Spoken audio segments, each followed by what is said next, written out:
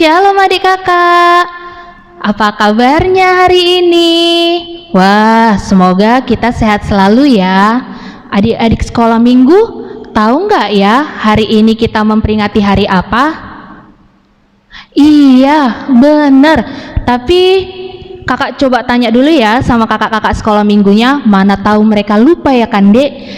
Kak Cindy tahu nggak ya kita hari ini memperingati hari apa? Hari ini kan hari Jumat Agung, Kak. Kita ini hari ini memperingati hari kematian Tuhan Yesus yang telah rela mati di kayu salib untuk menebus dosa-dosa kita. Iya, bener. Satu lagi deh. Sebelum kita mulai nyanyian, kakak mau nanya nih sama Bang Surya. Bang Surya, menurut Bang Surya, kasih Yesus itu ada duanya nggak ya? Tidak ada, Kak. Iya, tidak ada. Sama seperti lagu kita ini. Ayo adik-adik, kita bangkit berdiri. Kita sama-sama bernyanyi lagu Kasihmu Tiada Duanya.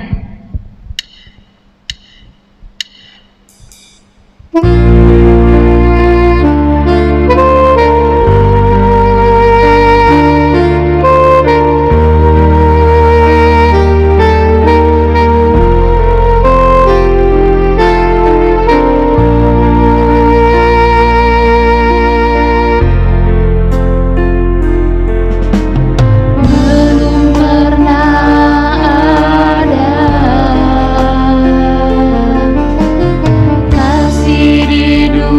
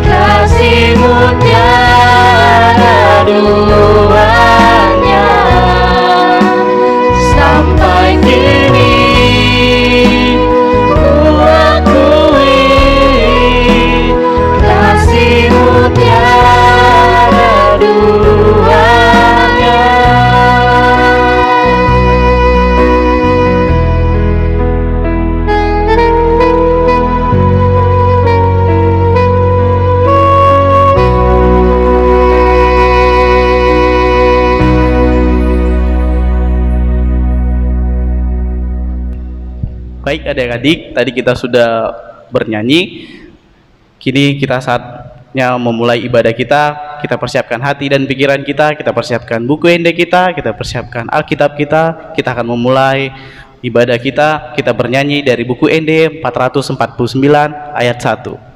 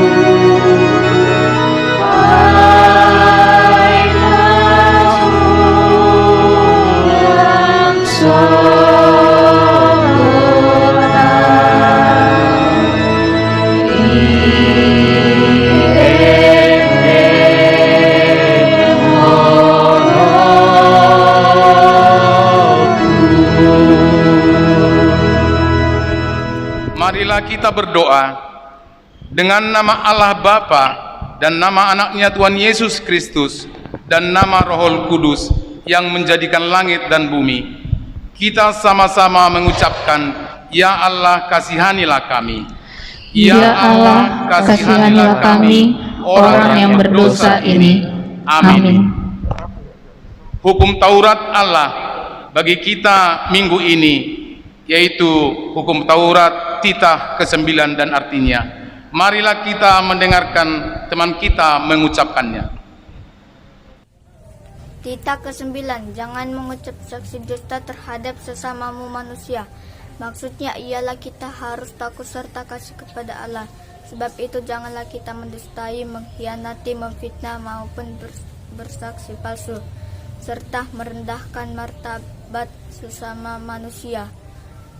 Kita harus saling melindungi dan memikirkan hal-hal yang baik saja apabila belum nyata dan diketahui kesalahannya. Demikianlah hukum Taurat Allah. Marilah kita sama-sama mengucapkannya.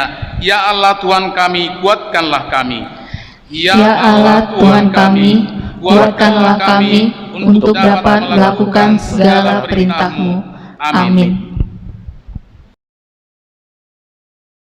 Shalom adik-adik, pertanyaan kali ini. Apa simbol dari warna hitam sesuai dari khotbah Amang Pendeta? Selanjutnya, kita bernyanyi dari buku ende nomor 806 ayat 1.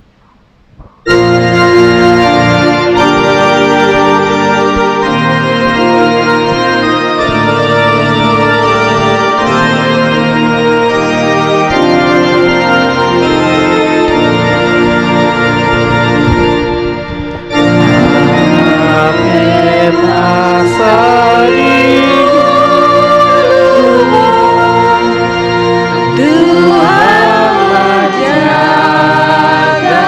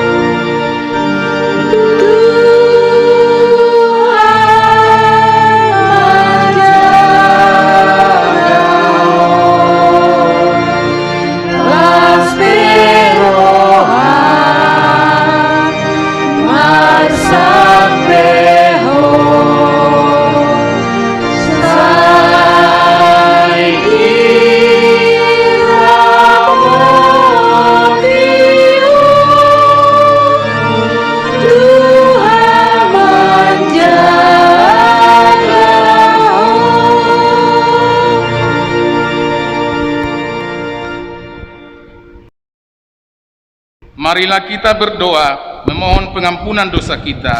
Kita sama-sama mengucapkannya. Dan ampunilah akan kesalahan kami, seperti kami mengampuni orang yang bersalah kepada kami. Amin. Ayat bulanan di bulan April untuk kita hari ini tertulis di Lukas 12 ayat 8. Marilah kita dengarkan teman kita mengucapkannya.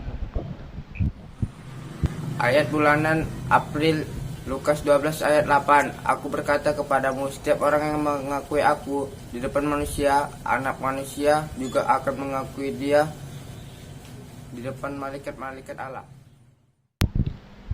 Demikianlah firman Tuhan. Kita sama-sama mengucapkannya. Berbahagialah.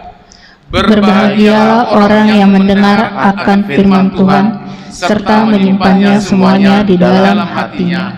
Amin. Kita bernyanyi dari buku ND nomor 474 ayat 1.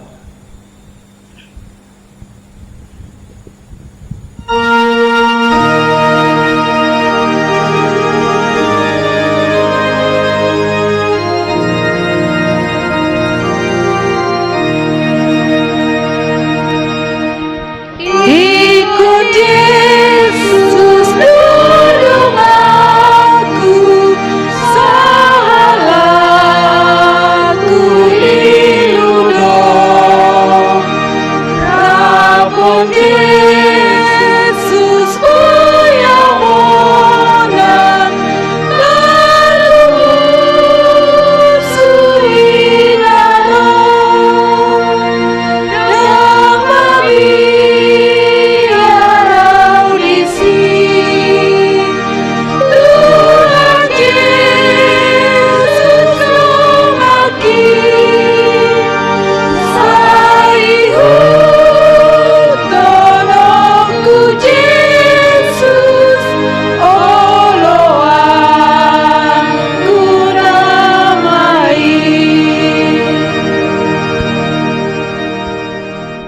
Marilah kita mengaku iman kita. Kita bersama-sama mengucapkannya. Aku percaya kepada Allah Bapa yang Maha Kuasa, Khalik langit dan bumi. Aku percaya kepada Yesus Kristus, anaknya yang tunggal Tuhan kita, yang dikandung daripada Roh Kudus, lahir dari anak darah Maria, yang menderita sengsara di bawah pemerintahan Pontius Pilatus, disalibkan, mati dan dikuburkan, turun dalam kerajaan maut, pada hari yang ketiga bangkit pula dari antara orang yang mati, yang naik ke surga, duduk di sebelah kanan Allah, Bapa yang Maha Kuasa. Dari sana akan datang kelak untuk menghakimi orang yang hidup dan yang mati. Aku percaya kepada Roh Kudus dan adanya satu gereja yang kudus, persekutuan orang kudus, pengampunan dosa, kebangkitan daging, dan hidup yang kekal. Amin. Pada perayaan Hari Kematian Yesus Kristus, sebutkan 3 hal penting yang perlu kita ketahui dan kita percayai. Kita bernyanyi dari buku ND nomor 86 ayat 1.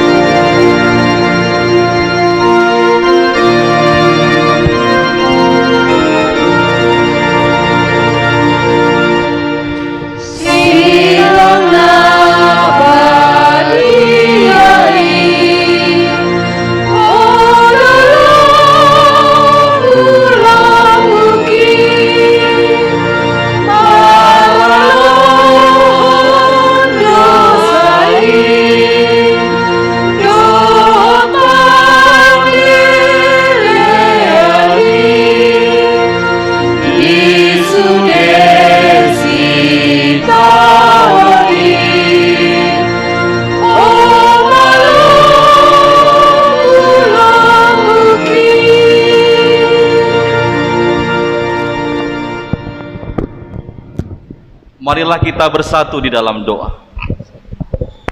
damai sejahtera Allah yang melampaui segala akal, itulah kiranya yang memelihara hati dan pikiranmu di dalam Kristus Yesus Tuhan kita. Amin. Adik-adik yang terkasih dalam nama Tuhan Yesus Kristus, firman Tuhan bagi kita pada kebaktian hari ini tertulis di dalam kitab Yohanes pasal 19 ayat 17 sampai dengan ayat 24. Yohanes 19 ayat 17 sampai ayat 24. Amang akan membacakannya untuk kita. Silahkan mengikutinya di dalam hati. Beginilah firman Tuhan. Sambil memikul salibnya, ia pergi keluar ke tempat yang bernama tempat tengkorak, dalam bahasa Ibrani Golgota. Dan di situ ia disalibkan mereka, dan bersama-sama dengan dia disalibkan juga dua orang lain, sebelah menyebelah, Yesus di tengah-tengah.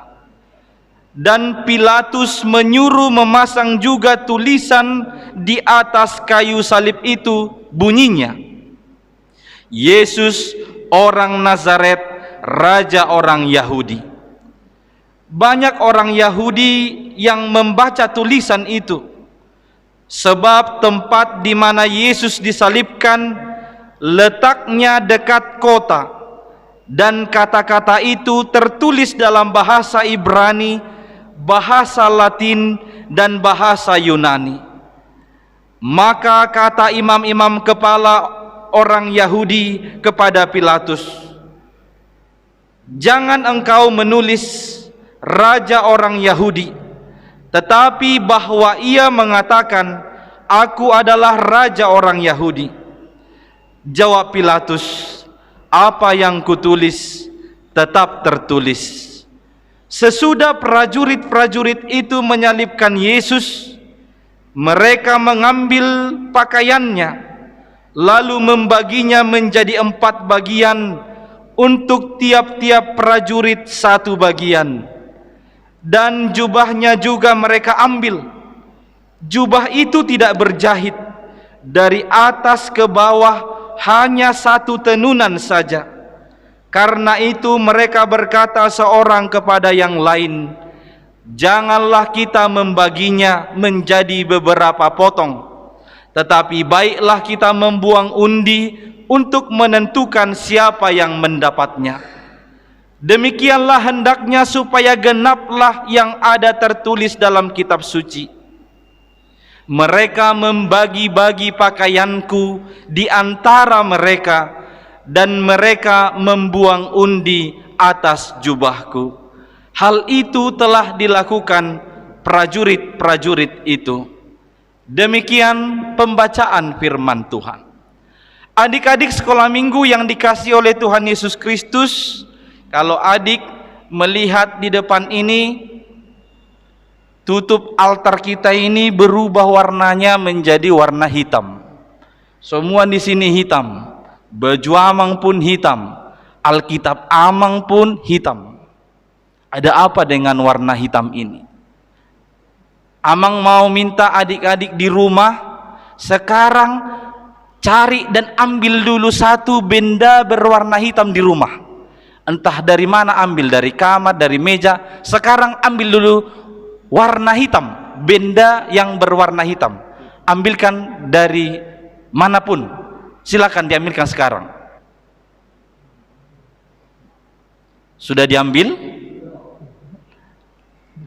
Baik, Amang juga punya warna hitam ini. Ini masker Amang warna hitam. Coba perhatikan dulu benda yang berwarna hitam yang udah kau pegang ini. Kalau warna hitam ini Amang dekatkan ke kamera, coba kita lihat jadi apa dia jadinya nanti. Ada yang lihat apa-apa? Pasti semuanya melihat hanya kegelapan. Yang ada hanya suara Amang. Tapi kalau Amang tarik, baru bisa kelihatan Amangnya. Atau sekarang, coba semua adik-adik di rumah, tutup dulu matamu dengan menggunakan tanganmu. Jangan ada yang mengintip. Amang tahu kalau kau mengintip. Tutup matamu. Apa yang kau lihat di dalam? Tanganku. Yang ada hanya kegelapan. Adik-adik, ada apa dengan warna hitam ini? Warna hitam ternyata adalah simbol dosa. Simbol dosa. Tahu kan dosa?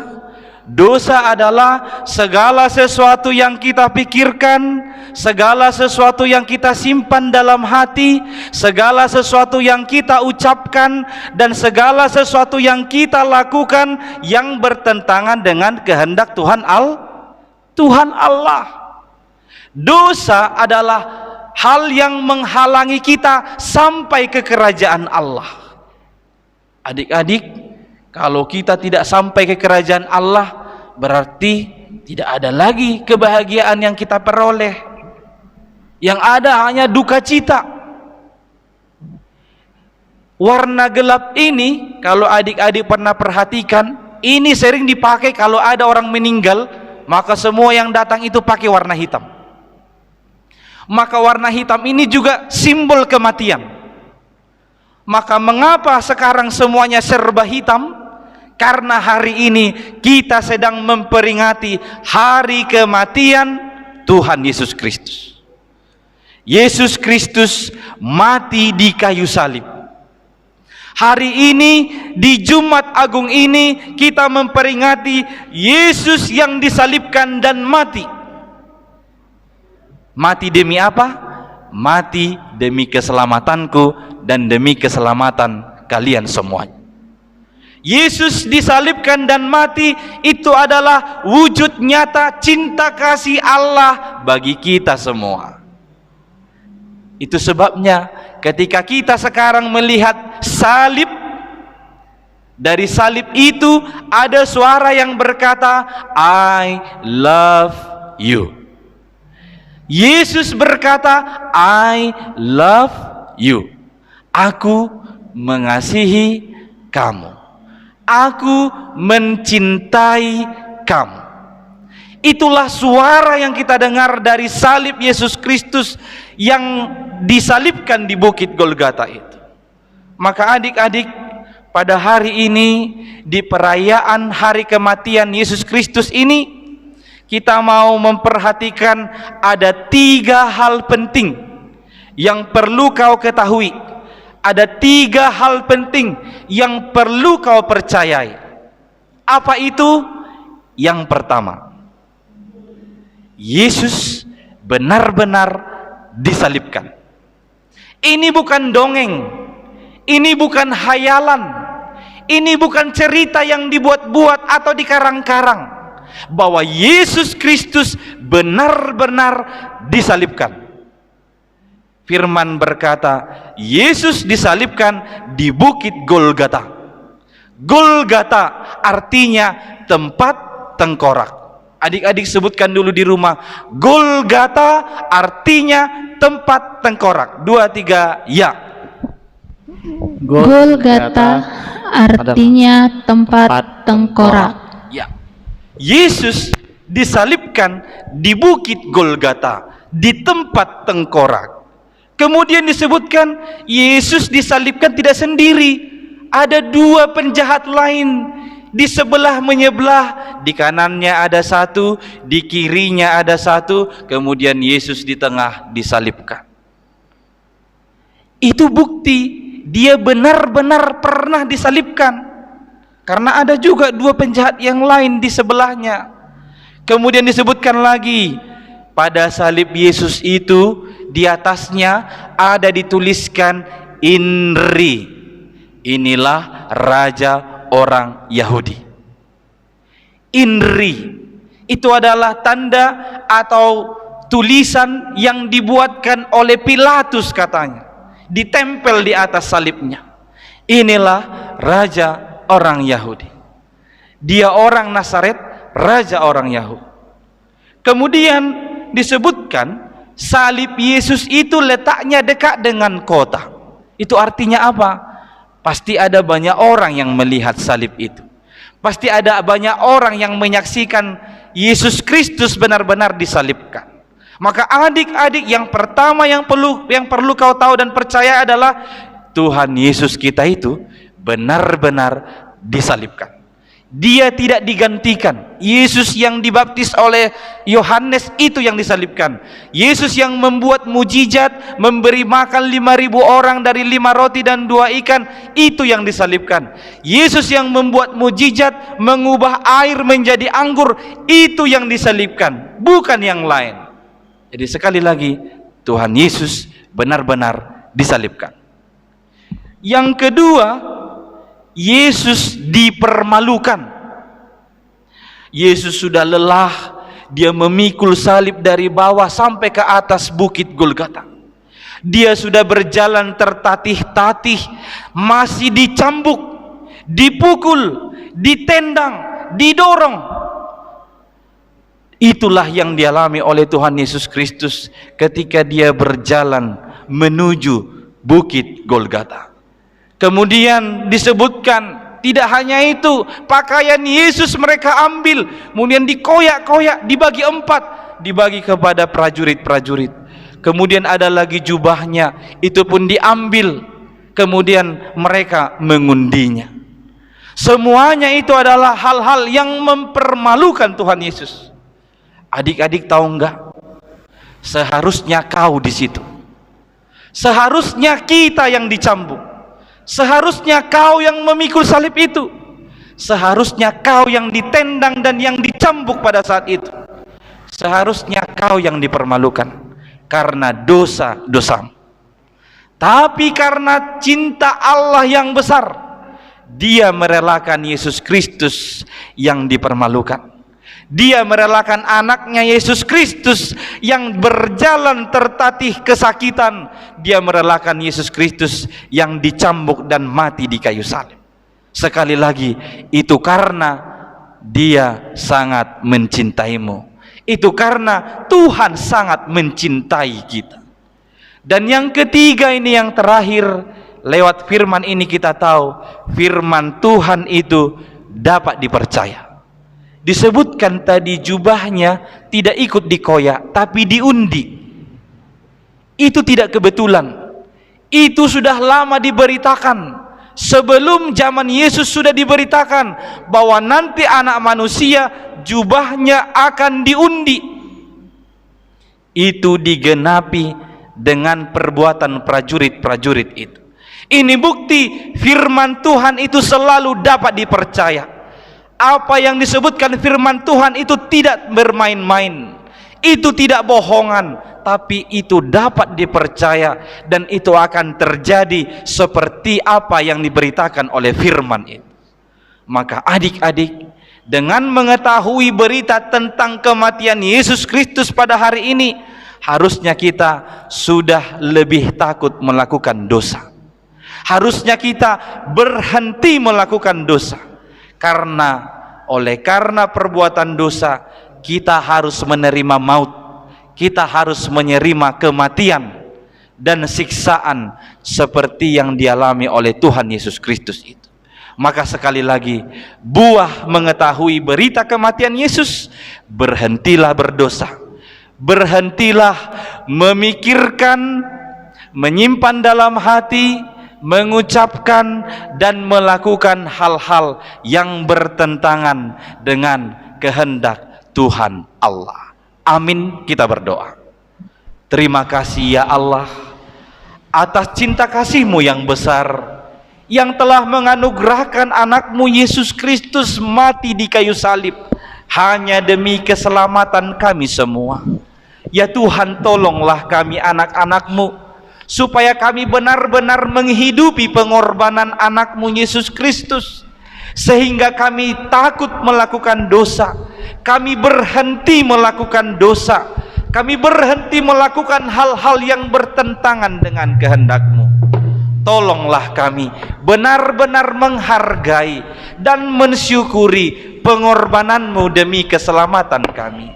Dengarlah Tuhan doa permohonan kami ini yang kami sampaikan hanya melalui nama anak-Mu Yesus Kristus, Tuhan dan Juru Selamat kami. Amin. Nah, adik-adik, tadi kan kita sudah selesai mendengarkan firman Tuhan. Nah, sekarang kita mau mengumpulkan persembahan. Nah, persiapkan persembahannya, berikan yang terbaik buat Tuhan Yesus, dan diberikan dengan tangan kanan. Mari kita buka buku indah kita dari nomor 807 ayat 1 dan 2.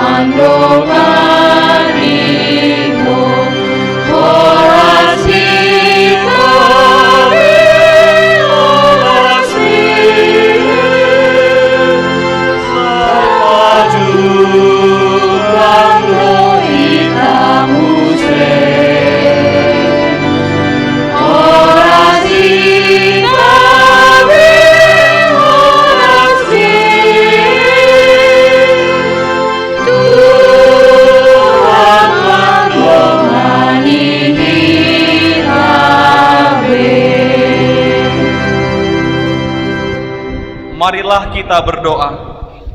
Bapa kami, Tuhan Allah yang Maha Kuasa yang bertahta di sorga, kami mengucap syukur dan terima kasih kami kepadamu ya Tuhan, di mana Tuhan memperkenankan anak-anak di dalam kerajaan-Mu.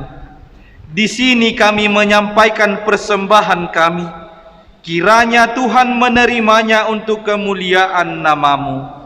Amin. Marilah kita bersama-sama mengucapkan doa Bapa kami. Bapa kami yang di surga, dikuduskanlah nama-Mu, datanglah kerajaan-Mu, jadilah kehendak-Mu di bumi seperti di surga.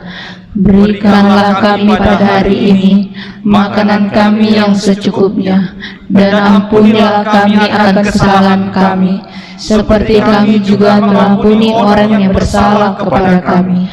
Dan janganlah membawa kami ke dalam pencobaan, tetapi lepaskanlah kami daripada yang jahat. Karena Engkau yang mempunyai kerajaan dan kuasa dan kemuliaan sampai selama-lamanya. Amin.